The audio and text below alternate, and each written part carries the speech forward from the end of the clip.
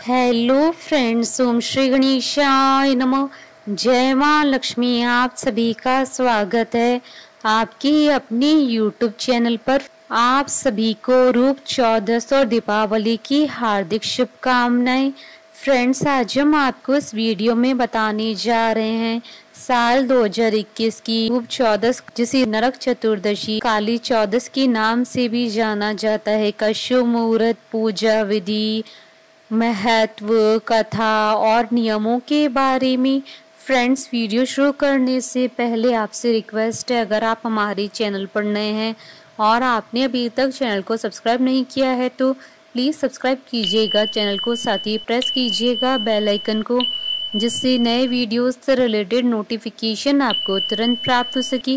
और वीडियो पसंद आने पर वीडियो को लाइक और शेयर जरूर कीजिएगा, ताकि सभी भक्तों को इस वीडियो का लाभ प्राप्त हो सके।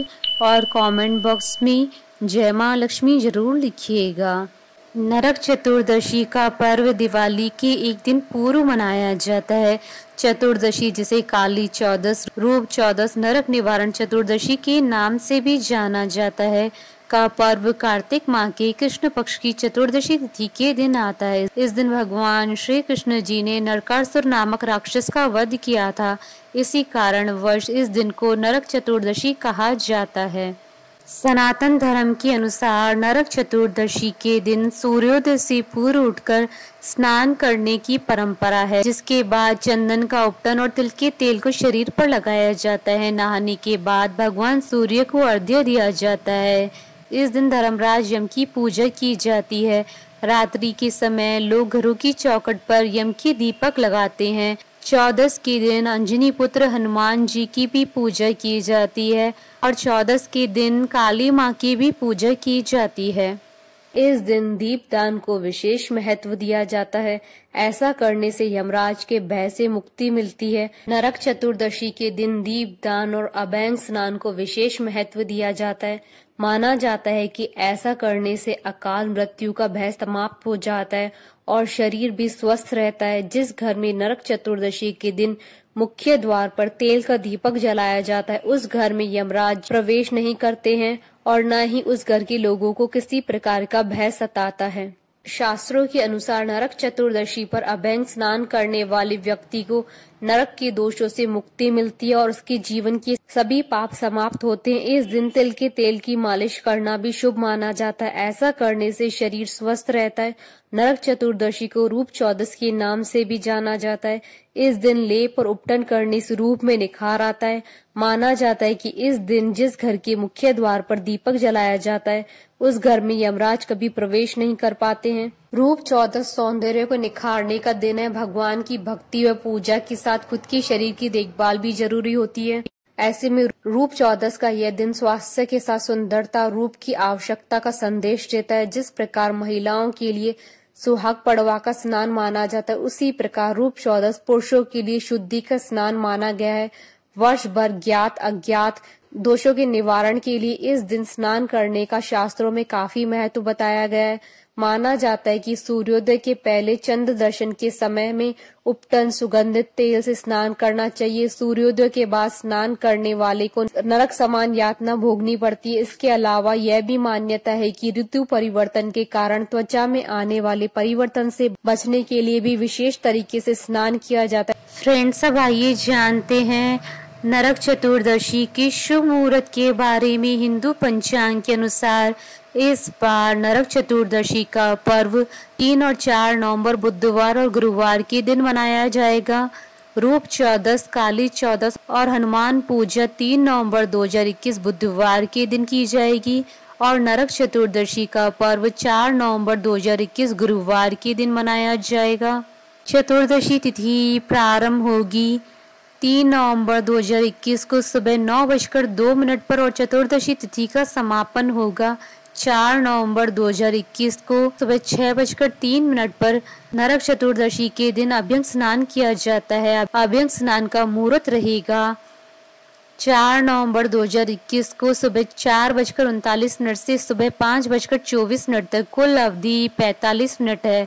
नरक चतुर्दशी के दिन चंद्रोदय का समय रहेगा 4 नवंबर 2021 को सुबह 4:39 पर। काली चौदस की पूजा का शुभ मुहूर्त रहेगा 3 नवंबर 2021 को रात्रि 11:45 से अगले दिन सुबह 12:36 तक। कुल अवधि 52 मिनट है। नरक चतुर्दशी के दिन चित्रा नक्षत्र रहेगा सुबह 7:42 पर और इस दिन प्रीति योग रहेगा 4 नवंबर 2021 को सुबह 11:10 पर। फ्रेंड्स, अब आइए जानते हैं नरक चतुर्दशी के नियमों के बारे में। शास्त्रोक्त नियम। 2 विभिन्न परंपराओं के अनुसार कार्तिक मास की कृष्ण पक्ष की चतुर्दशी को नरक चतुर्दशी मनाई जाती है। कार्तिक कृष्ण पक्ष की चतुर्दशी के दिन चंद्रोदय या सूर्योदय सामान्यतः 1 घंटे 36 मिनट पहले का समय होने पर नरक चतुर्दशी मनाई जाती है। हालांकि सूर्योदय पर चतुर्दशी मनाने का विधान सबसे ज्यादा प्रचलित है। यदि दोनों दिन चतुर्दशी तिथि सूर्योदय अथवा चंद्रोदय का स्पर्श करती है तो नरक चतुर्दशी पहले दिन मनाने का विधान है। इसके अलावा अगर चतुर्दशी तिथि सूर्योदय या चंद्रोदय का स्पर्श नहीं करती है तो भी नरक चतुर्दशी पहले दिन ही मनानी चाहिए। नरक चतुर्दशी के दिन सूर्योदय से पहले चंद्रोदय या फिर सूर्योदय होने पर अभ्यंग स्नान और यम तर्पण करने की परंपरा है।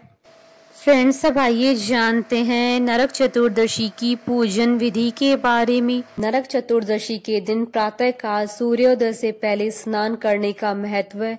इस दौरान तिल के तेल से शरीर की मालिश करनी चाहिए। इसके बाद अपामार्ग यानी चिरचरा को सिर के ऊपर से चारों ओर 3 बार घुमाएं। नरक चतुर्दशी के से पहले कार्तिक कृष्ण पक्ष की अहोई अष्टमी के दिन एक लोटे में पानी भरकर रखा जाता है और नरक चतुर्दशी के दिन इस लोटे का जल नहाने के पानी में मिलाकर स्नान करने की परंपरा है। मान्यता है कि ऐसा करने से नरक भय से मुक्ति मिलती है। स्नान के बाद दक्षिण दिशा की ओर हाथ जोड़कर यमराज से प्रार्थना करें। ऐसा करने से मनुष्य द्वारा वर्ष भर किए हुए पापों का नाश हो जाता है। इस दिन यमराज के निमित्त तेल का दिया घर के मुख्य द्वार के बाहर की ओर लगाएं। नरक चतुर्दशी के दिन शाम के समय सभी देवताओं की पूजन के बाद तेल के दीपक जलाकर घर की चौखट के दोनों ओर, घर के बाहर व कार्यस्थल के प्रवेश द्वार पर रखें। मान्यता है कि ऐसा करने से लक्ष्मी जी सदैव घर पे निवास करती है। नरक चतुर्दशी को रूप चतुर्दशी या रूप चौदस भी कहते हैं, इसलिए रूप चतुर्दशी के दिन भगवान श्री कृष्ण की पूजा करनी चाहिए। ऐसा करने से सौंदर्य की प्राप्ति होती है।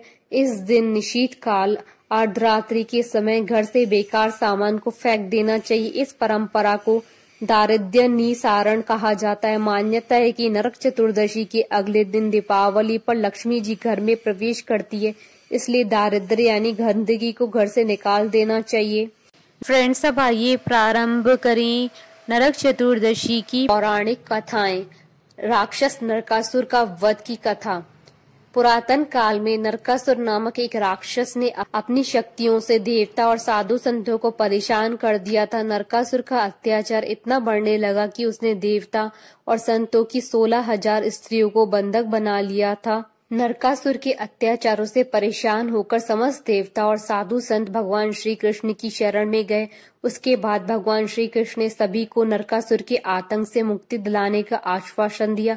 नरकासुर को स्त्री के हाथों से मरने का श्राप था, इसलिए भगवान श्री कृष्ण ने अपनी पत्नी सत्यभामा की मदद से कार्तिक मास के कृष्ण पक्षी चतुर्दशी को नरकासुर का वध किया और उसकी कैद से 16,000 स्त्रियों को आजाद कराया। बाद में ये सभी स्त्रियां भगवान श्री कृष्ण की 16,000 पट रानियों के नाम से जानी जाने लगी। नरकासुर के वध के बाद लोगों ने कार्तिक मास की अमावस्या को अपने घरों में दिए जलाया और तभी से नरक चतुर्दशी और दीपावली का त्योहार मनाया जाने लगा।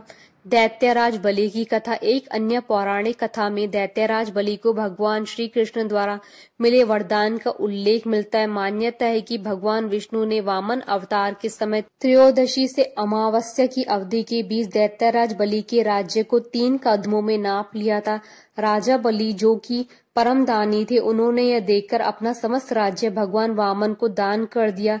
इसके बाद भगवान वामन ने बलि से वरदान मांगने को कहा। दैत्यराज बलि ने कहा कि हे प्रभु, त्रयोदशी से अमावस्या की अवधि में इन 3 दिनों में हर वर्ष मेरा राज्य रहना चाहिए। इस दौरान जो मनुष्य मेरे राज्य में दीपावली मनाए उनके घर में लक्ष्मी जी का वास और चतुर्दशी के दिन नरक के लिए दीपों का दान करे, उसके सभी पितृ नरक में ना रहे और यमराज उन्हें यातना न दे। राजा बलि की बात सुनकर भगवान वामन प्रसन्न हुए और उन्हें वरदान दिया। इस वरदान के बाद से नरक चतुर्दशी व्रत और पूजन और दीपदान का प्रचलन शुरू हुआ। नरक चतुर्दशी की पौराणिक कथा के अनुसार प्राचीन समय में रंती देव नामक राजा था। वह हमेशा धर्म कर्म के काम में लगा रहता था। जब उसका अंतिम समय आया तब उन्हें लेने के लिए यमराज के दूत आए। उन्होंने कहा कि राजन, अब आपका नरक में जाने का समय आ गया है। नरक में जाने की बात सुनकर राजा हैरान रह गए और उन्होंने यमदूतों से पूछा कि मैंने तो कभी कोई अधर्म या पाप नहीं किया है, मैंने हमेशा अपना जीवन अच्छे कार्यों को करने में व्यतीत किया है, तो आप मुझे नरक में क्यों ले जा रहे हैं? इस प्रश्न का उत्तर देते हुए उन्होंने बताया कि एक बार राजन, तुम्हारे महल के द्वार पर एक ब्राह्मण आया था जो भूखा ही तुम्हारे द्वार से लौट गया, इस कारण से ही तुम्हें नरक में जाना पड़ रहा है। यह बात सुनकर राजा ने यमराज से अपनी गलती को सुधारने के लिए 1 वर्ष का अतिरिक्त समय देने की प्रार्थना की। यमराज ने राजा द्वारा किए गए नम्र निवेदन को स्वीकार कर लिया और उन्हें 1 वर्ष का समय दे दिया। यमदूतों से मुक्ति पाने के बाद राजा ऋषियों के पास गए, उन्हें पूर्ण वृतांत विस्तार से सुनाया। यह सब सुनकर ऋषियों ने राजा को एक उपाय बताया, जिसके अनुसार ही उसने कार्तिक माह के कृष्ण पक्ष की चतुर्दशी के दिन व्रत रखा और ब्राह्मणों को भोजन कराया, जिसके बाद उसे नरक जाने से मुक्ति मिल गई। उस दिन से पाप और नरक से मुक्ति हेतु भूलोक में कार्तिक चतुर्दशी के दिन का व्रत का प्रचलन है। रूप चौदस की कथा। भगवान के ध्यान में तल्लीन एक योगी ने समाधि लगाई, लेकिन कुछ ही समय बाद उसके शरीर और बालों में कीड़े पड़ गए। इससे परेशान योगी की समाधि टूट गई। अपने शरीर की दुर्दशा देख योगी को काफी दुख हुआ। इस दौरान नारद जी वहां से वीणा बजाते हुए गुजर रहे थे। योगी ने नारद जी को रोककर पूछा कि प्रभु चिंतन में लीन होने की चाह होने पर भी उसकी यह दुर्दशा क्यों हुई? इस पर नारद जी बोले कि आपने प्रभु चिंतन तो किया, लेकिन देह आचार नहीं किया। समाधि में लीन होने से पहले देह आचार कर लेने से परेशानी नहीं होती। इस पर योगी राज ने परेशानी दूर करने के बारे में पूछा तो नारद जी ने कहा कि रूप चतुर्दशी के दिन सूर्योदय से पहले उठकर शरीर पर तेल की मालिश कर पानी में अपामार्ग चिचड़ी का पौधा डालकर उससे स्नान करने के बाद व्रत रखते हुए विधि विधान से भगवान श्री कृष्ण का पूजन करने पर शरीर स्वस्थ और रूपवान हो जाएगा। नारद जी की बात को मान योगीराज ने वही सब किया, जिससे वह स्वस्थ और रूपवान हो गया। माना जाता है कि उसी वक्त से रूप चौदस या नरक चतुर्दशी मनाने की परंपरा शुरू हुई। बोलिए भगवान श्री गणेश जी की जय, माता लक्ष्मी जी की जय, भगवान श्री कृष्ण की जय। हमारे साथ इस वीडियो में अंत तक बने रहने के लिए आपका धन्यवाद। ओम श्री गणेशाय नमः। जय माँ लक्ष्मी।